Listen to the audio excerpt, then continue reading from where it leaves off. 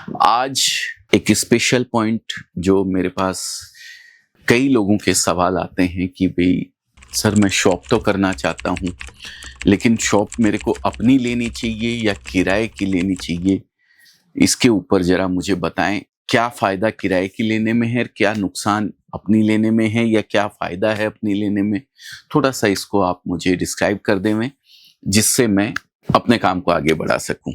देखिए, 2 तरीके के जवाब इसके हो सकते हैं। पहला जवाब एक जन का ये हो सकता है कि आप अगर नया बिज़नेस करना चाह रहे हैं, कम बजट है आपके पास में, आप अभी जानते नहीं हैं इस बिज़नेस के बारे में, आपको नॉलेज कम है और बजट भी कम है, तो आप किराए की दुकान में काम करें। फिर आपको अपनी दुकान लेने की आवश्यकता नहीं है, क्योंकि अपनी दुकान अगर लेने जाएँगे तो बहुत पैसा आपका चला जाएगा। किराए की दुकान में एक फ़ायदा और है, अगर आपने दुकान करी आज, माल मँगवाया आपने कहीं से भी, मेरे से, अजमेरा से या कहीं और से, सूरत से या कहीं से भी, आपने प्रोडक्ट मँगवा लिया लेकिन कस्टमर का फुटफॉल आपके पास अच्छा नहीं है, तो आप अपनी दुकान अगर किराए की होती है, तो आप उसको चेंज भी कर सकते हैं, क्योंकि बजट आपके पास कम है। ऐसा नहीं है कि आपने एक दुकान खरीद ली है और दूसरी दुकान आज नहीं चली तो दूसरी दुकान खरीद के फिर रख दिया। ये कम बजट वालों के लिए है।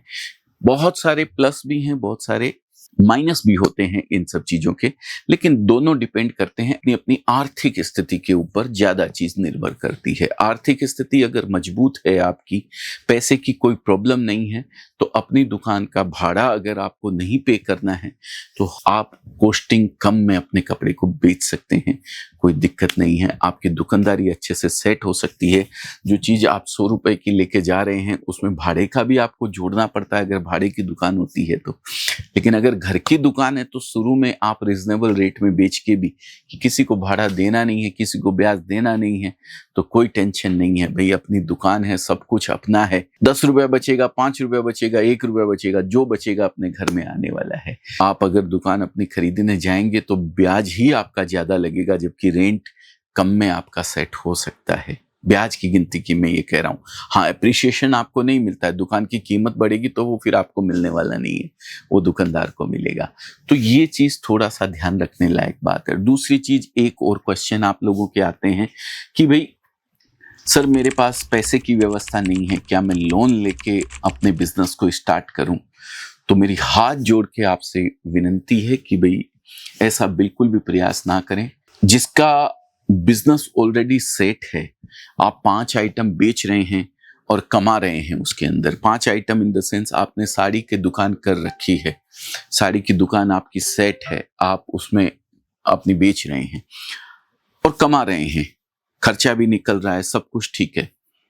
अब आप एक और आइटम बेचना चाहते हैं तो उसके लिए आपको पैसा चाहिए, फिर भले ही आप लोन पे ले सकते हैं, कोई दिक्कत नहीं है। जैसे उसके अंदर मैचिंग आप रखना चाहते हैं या फिर सूट उसके अंदर रखना चाहते हैं आप, या फिर आप रखना चाहते हैं लहंगा, गाउन वगैरह सब रखना चाहते हैं, तो आप भले ही लोन ले सकते हैं। लेकिन नया बिज़नेस जिसकी शुरुआत अभी आप कर रहे हैं, चाहे कोई भी बिज़नेस हो, किसी भी तरीके का बिज़नेस हो, अगर आप शुरुआत कर रहे हैं तो बिल्कुल लोन लेने का प्रयास नहीं करें, क्योंकि बिज़नेस का कोई भरोसा नहीं है। आज चलेगा, 2 महीने बाद चलेगा, 6 महीने बाद चलेगा, लेकिन लोन अगर आप लेते हैं तो आपकी किस्तें बन जाती है, दिमाग पे प्रेशर शुरू हो जाता है। इसके लिए आप लोन बिल्कुल ना लें, ये मेरी आपसे हाथ जोड़ के गुजारिश है।